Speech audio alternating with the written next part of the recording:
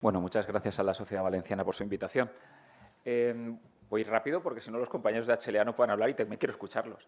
Todos tenemos en nuestras instituciones un montón de rutas asistenciales. Las tenemos en papel, son PDFs maravillosos, los queremos seguir, pero el problema que nos enfrentamos en el día a día es que tenemos cada vez más datos, menos tiempo, pacientes que demandan más y numerosas opciones terapéuticas o pronósticas.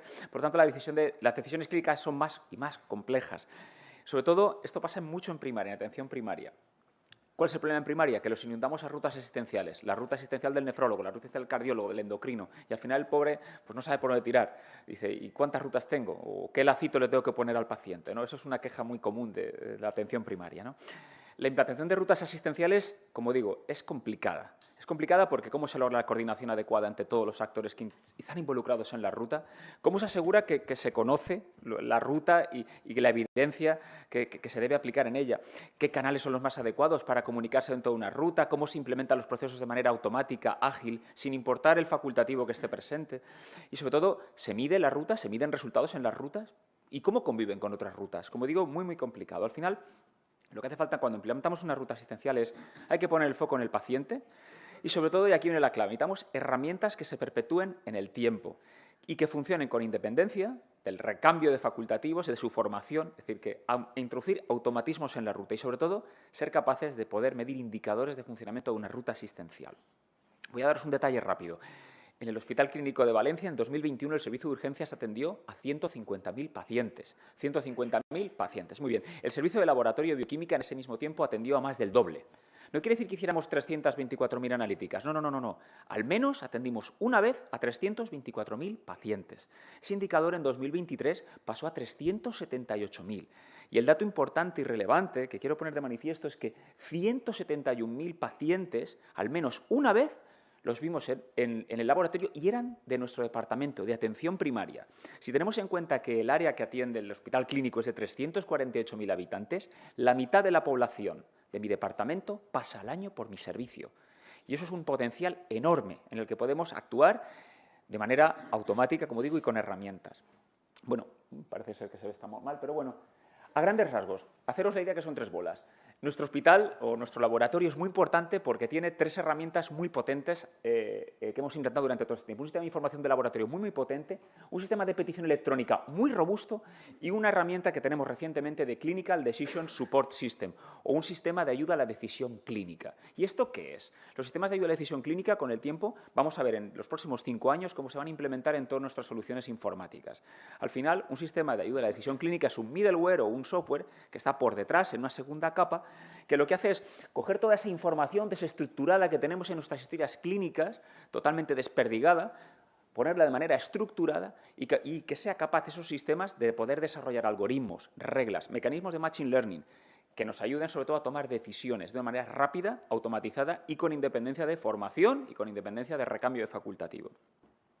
Nuestro sistema actual, que tenemos en el Hospital Clínico de Valencia en el laboratorio, llamado CDS, Clinical Decision Support, lo que es un auténtico repositorio de datos a tiempo real, mediante el cual chupamos información tanto de nuestra petición electrónica, que en nuestro departamento es común a primaria y especializada, utilizan el mismo lenguaje, coge información tanto del laboratorio como de Orión y de Abucasis a nivel de constantes vitales, prescripciones y tratamientos, notas de enfermería, diagnósticos, información de iris, información de SIP y información de receta electrónica. Y con todo ello somos capaces, nosotros desde el laboratorio, de planificar, de diseñar, de generar estructuras, variables y reglas que nos permitan de alguna manera a nivel interno del laboratorio poder trabajar de manera mucho más eficiente y sobre todo ser capaces de comunicarnos rápidamente y a tiempo real con vosotros, con los clínicos. Como digamos, de alguna manera esto es un cerebro que coge información y en función de lo que nosotros lo alimentemos, sea capaz de provocar reglas. ¿Por qué explico todo esto? Porque es importante y sobre todo el tema de la comunicación con el facultativo. Porque nosotros queremos empezar a trabajar en rutas pull, no rutas push. ¿Qué es la diferencia entre una ruta asistencial push y pull? En la ruta push, el médico de familia le damos los hallazgos y tiene que ir empujando al paciente en el sistema. Compañero nefrólogo, ruego interconsulta porque en el laboratorio he visto esto. Nuestra idea es esta. El laboratorio alerta al especialista hospitalario para que estudie el caso y lo derive y vaya estirando al paciente, sobre todo para descongestionar a la primaria. Con esta herramienta que nosotros instalamos en agosto del año pasado, mi primera idea cuando nos enseñan la herramienta, nos enseñan su potencial, digo, bueno, aquí hay un documento, que todos conocéis de sobra muchísimo más que yo, de información y consenso firmado por más de 10 sociedades científicas, entre ellas mi sociedad, la Sociedad Española de Química Clínica, que decimos, este documento se presta muchísimo a ser adaptado a una ruta que trabaje con estas herramientas. Nosotros hemos implantado esta ruta. ¿Qué objetivos perseguíamos? Detectar enfermedad renal crónica en mayores de 65 años y en todo aquel paciente de riesgo, tal y como describe la guía. Diabetes mellitus, hipertensión y obesidad. O obesidad, nunca olvidarlo. Seguir y monitorizar de acuerdo a la guía a estos pacientes y, sobre todo, detectar mecanismos de progresión tal y como se especifican en la guía. Tenemos que medir si la ruta funciona. Por tanto, nuestra herramienta nos permite detectar indicadores. ¿Cuántos cribados se han pedido activamente por familia? ¿Cuántos cribados hemos generado? Y ahora os explicaré por mecanismo centinela. ¿Cuántos seguimientos han desembocado por seguimientos centinela? ¿Y cuántas derivaciones han producido a nefro? Han sido atendidas por vosotros y tratadas. ¿Por qué hablo de rutas activas y rutas centinela? Hemos habilitado en primaria una ruta activa, es decir, el médico de familia puede decidir, quiero que a este paciente se le estudie, porque creo que cumple los criterios que hemos dicho antes, mayor de 65, hipertenso, diabético, obeso, quiero que se le estudie la enfermedad renal crónica. Pero también tenemos un mecanismo centinela, nuestro propio sistema de petición y el CDS, nuestro Clinical Decision Support, si ve que el paciente cumple criterios, hace un cribado oportunista. Este paciente cumple criterios, lleva un año sin que nadie haya estudiado su función renal, vamos a estudiársela como toca. Y de igual manera que tenemos los cribados, tenemos los seguimientos. Aquí tenéis un poco un algoritmo muy sencillo. Cuando el médico de familia decide pedir un perfil de cribado, se le estudia el filtrado, microalbúmina y sedimento, adicionalmente. Hay criterios de exclusión. Mi sistema dice, si tu paciente no cumple estos criterios, no vamos a hacerle este estudio. Y aparte, adicionalmente, calculamos el CADIGO, calculamos todos los mecanismos de progresión descritos en la guía y ofrecemos un informe interpretativo al médico de familia. Aplicamos los algoritmos de filtrado y de microalbúmina que ya conocéis sobradamente. En la ruta centinela, mucho más potente, el médico de familia no tiene que hacer nada. Se mete en el sistema de petición electrónica y si el paciente cumple criterios, le genera todo esto automáticamente. Mirad este pantallazo, es lo cuando pide nuestro médico de familia en la petición electrónica, en IGESLab, está aquí abajo, ya sale una alarma que dice su paciente cumple criterios de entrada en cribado de RC. Vamos a nosotros añadirle toda la ruta. Le damos la posibilidad de que el médico de familia quiera anular o no, dándonos una explicación. Pero por regla general no anula a nadie. Todo el mundo dice, estupendo, adelante.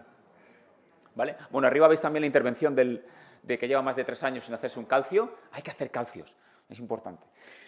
Bueno, conocéis esto, no lo voy a desarrollar mucho, el algoritmo del filtrado y la microalbúmina y sobre todo nosotros distinguimos el semáforo verde, no derive a nefro, repitan 1 o 2 años, el semáforo amarillo, controle factores de riesgo cardiovascular, evite progresión, valor ecorrenal, todos estos textos salen de la propia guía. Y, ojo, en estos casos, si son de nuevo, cuidado, habrá que derivar a nefrología y estudiar su posible derivación. Pero como digo, ruta pool, el nefrólogo estira, nosotros ya directamente le vamos a mandar una advertencia a los compañeros nefrólogos. Y lo más importante, lo más poderoso de estas herramientas es que nos permiten calcular toda esta serie de variables a tiempo real. Esto hasta ahora nosotros, ¿cómo lo calculamos? ¿Cómo vemos si la creatinina ha aumentado un 30% en el último mes? ¿O el filtrado ha disminuido un 30%? ¿O la microalbúmina ha aumentado un 50%? Es decir, ¿cómo calculamos todas estas variables? Era imposible. Nuestro sistema CDS, de manera automática, va calculando todas estas variables. Y si encuentra alguna positiva, lo informa. ¿Por qué es importante esto? Porque sin importar si el paciente sea verde o amarillo en la primera escala, si detectamos una progresión positiva en estos pacientes, se transforma en rojo y avisamos, porque esto es importante. Esto no ha sido cuestión de mucho tiempo. En julio de 2023 nosotros recibimos la formación como facultativos de laboratorio a cómo operar con esta herramienta. En agosto de 2023 modelamos el caso y durante septiembre-octubre lo pilotamos y lo presentamos aquí, me acuerdo de una jornada que hubo de la Sociedad Valenciana donde presentamos algunos resultados del piloto. Lo ajustamos y en noviembre de 2023 salimos a producción. Esto es un informe tipo que se hace en mi laboratorio para el médico de primaria, en el cual se le informa, este es un caso de un paciente real, un paciente positivo. Se le dice que es un paciente con enfermedad crónica avanzada, no se preocupe en derivarlo, ya nos hemos preocupado nosotros, le decimos que ha tenido progresión, este paciente en este caso tiene una progresión crónica y le decimos por qué, le calculamos aparte el CAFRE, le decimos el CADIGO y le ponemos esta tabla. Está muy bien, ¿no? Pues bien, este informe lo recibe el médico de familia, pero no pasa nada, ya hemos ido avisando al nefrólogo. ¿Qué resultados hemos obtenido? Os lo quería comentar rápidamente. La ruta sigue activa, estos son resultados trimestrales de noviembre a enero, 63 días laborables. Y fijaros, hemos cribado ya 8.244 pacientes de primaria. Y el porcentaje de derivación, lo que diréis, se nos van a inundar las consultas, es de un 2,6%. Apenas 217 pacientes de estos 8.244. Un dato relevante, perdonad, fijaros, 8.200 en 3 meses. Estamos haciendo 130 cribados en el laboratorio al día. La población susceptible de ser cribada en el departamento rondará los 50.000, 60.000, por lo que calculamos que en 10, 11 meses podemos haberlos cribados a todos. Estos son los resultados de una manera mucho más comprensible. El paciente verde, el 78%, el paciente amarillo, el 18%, y como digo, estos que tienen o bien un CADIGO o bien una microalbuminina superior a 300, un CADIGO superior a 4, remisión a nefro.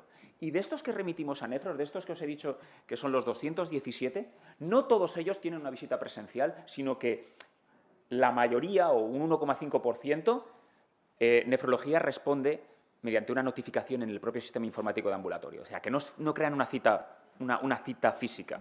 En cuanto a la resolución del caso, voy a ir muy rápido con los resultados. Fijaros lo que os he explicado antes. 89 pacientes son los que finalmente se citan. Solo un 1% de todos los cribados. Un 1%. Por tanto, no es una carga, es una carga que creemos que puede ser asumible. Y el motivo de la citación física, importante, un 37% proteinuria. No la bajada de filtrado o combinada, la proteinuria, muy importante.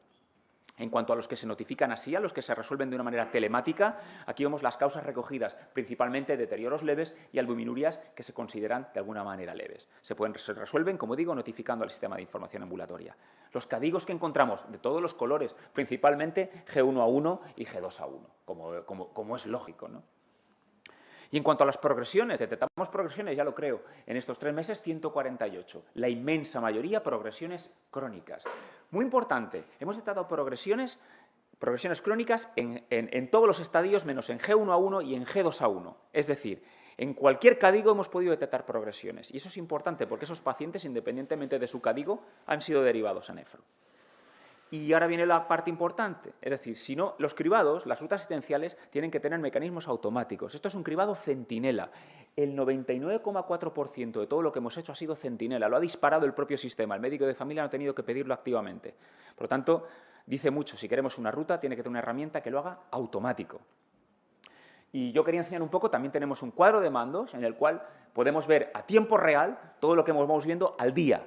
Y hemos diseñado también, pues aquí tenemos información sobre lo que llevamos cribado, qué cribamos cada día y los resultados que tenemos, y estamos trabajando, y como veis aquí, lo pongo en una captura sencilla, en nuestro mapa de la enfermedad renal crónica, donde reflejamos, según cada punto es un centro de salud del departamento, pues el número, en este caso, de los pacientes RC avanzado que estamos detectando. ¿Cuál es la idea? Hacer un mapa de la enfermedad renal crónica del departamento y ver si realmente encontramos asimetrías a nivel de cupos. Si vemos un centro que es muy pequeñito, pero que tiene un gran porcentaje, creo que es un elemento interesante. No sé si vale la pena enseñarlo, creo que con esto ya es suficiente, ¿no, José Luis? A futuro, y acabo ya, acciones a futuro. En los pacientes amarillos, lo ideal, intentar promover QRs o notas informativas para el paciente con hábitos saludables, tal y como introduce la guía. Introducir alarmas de hiperhipopotasemia en los pacientes graves, para que si tenemos alarmas, comunicarlas lo antes posible. Introducir, como podemos traernos historial de tratamientos, que los fármacos se introduzcan en los algoritmos, por si hay algún fármaco en el cual hay que revisar o no. Trabajar la hematuria glomerular neurológica o incluso rutas inversas, que de nefro el paciente vaya a primaria con unos consejos. Y bueno, si me decís, ¿esto es escalable? Es escalable. Nuestro proyecto empezó en el Hospital Clínico Universitario, pero todos los laboratorios de la Comunidad Valenciana compartimos el mismo software. Puede que no tengamos la misma herramienta CDS, pero en algunos laboratorios ya la tienen. El Hospital de la Fe ya la tiene, el Hospital Dr. Peset la tiene y el Hospital Universitario de Sant Joan d'Alacant también la tiene. Por lo tanto, nuestra estrategia, de momento, podría ser escalable a estos hospitales. Nada, un poco aquí somos el equipo de bioquímicos y de nefrología que participamos en nuestro laboratorio. Nada más, si tenéis alguna pregunta, eso era todo. Gracias.